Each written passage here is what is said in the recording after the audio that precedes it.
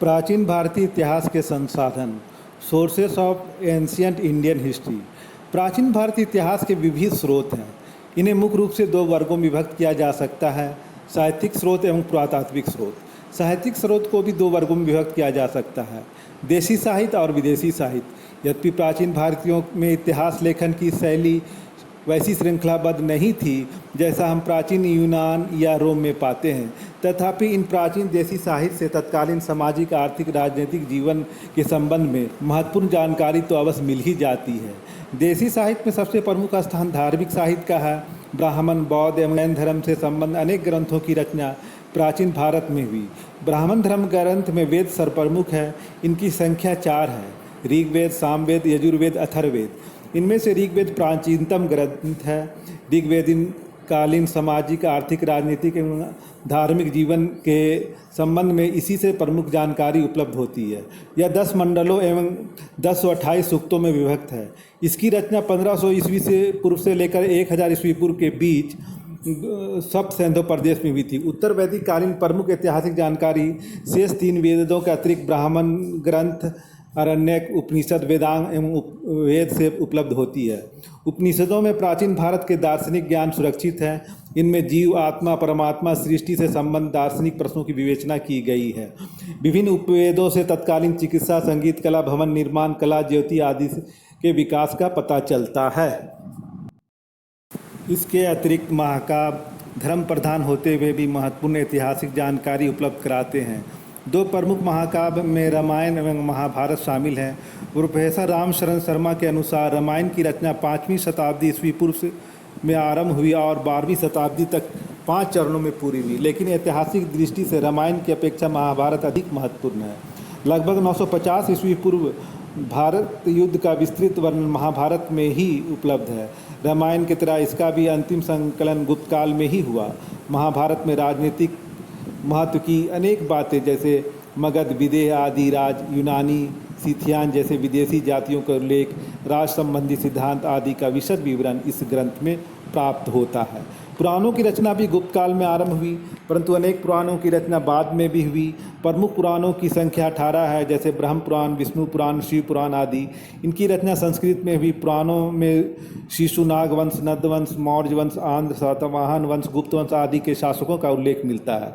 साथ ही प्रशासनिक, आर्थिक, सांस्कृतिक महत्व की अनेक सूचनाएं भी इनमें विद्यमान हैं। अनेक त्रुटियों के बावजूद पुराण प्राचीन भारतीय इतिहास के महत्वपूर्ण स्रोत हैं। स्मृति और धर्मशास्त्र भी प्राचीन इतिहास के महत्वपूर्ण स्रोत हैं। सबसे महत्वपूर्ण मनुस्मृति है। स्मृतियों में राजधर्म और सामाजिक नियमों का उल्लेख किया गया है। बौद्ध साहित्य प्राचीन इतिहास के निर्माण में बहुमूल्य योगदान करते हैं।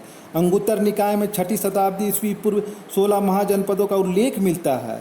खुद्दक निकाय में गणतंत्रों, नागरिक जीवन, प्रशासनिक व्यवस्था आदि की जानकारी मिलती है। उसी प्रकार त्रिपिटक, दीपवंश, महावन, अशोका अवदान आदि में भी प्राचीन भारतीय इतिहास के बारे में महत्वपूर्ण जानकारी मिलती है। प्राकृत भाषा में रचित होने के कारण जैन ग्रंथ पूर्वी उत्तर प्रदेश और बिहार के बारे में पर्याप्त जानकारी मिलती है। धर्मनिरपेक्ष साहित्य में अर्थशास्त्र और राजत रंगिनी प्रमुख है। अर्थशास्त्र की रचना कौटिल्य ने की थी। यह 15 अधिकरणों एवं 180 प्रकरणों में विभक्त है। इसकी विषय वस्तु बहुत कुछ अरस्तु के पॉलिटिक्स एवं मैकियावेली के प्रिंस से मिलती जुलती है।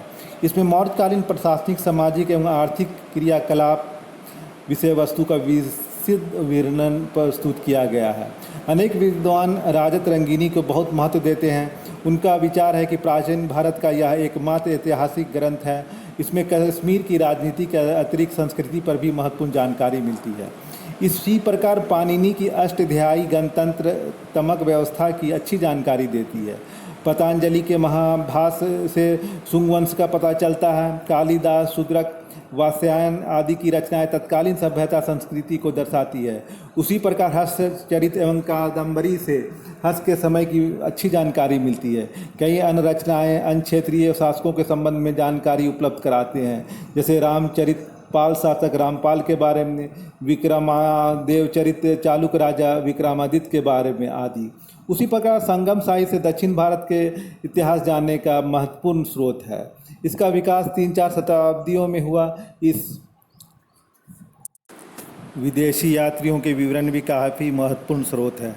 इनका महत्व इसलिए बढ़ जाता है कि अधिकांश भारतीय साहित्य का तिथि निश्चित करना कठिन है, जिसे उसकी सहायता से दूर किया जा सकता है। साथ ही अतिशयोक्तिपूर्ण वर्णन का सही मूल्यांकन किया जा सकता है।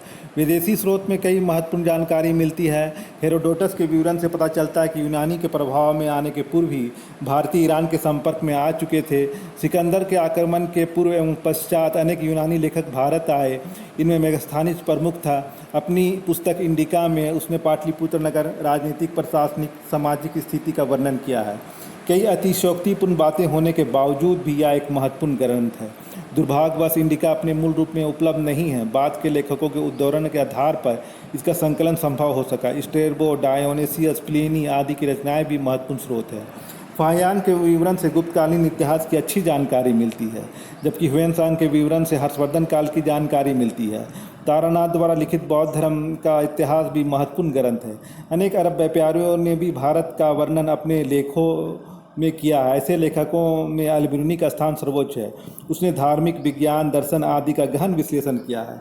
उसके विवरण धार्मिक पूर्वाग्रह एवं जातीय भेदभाव से मुक्त हैं।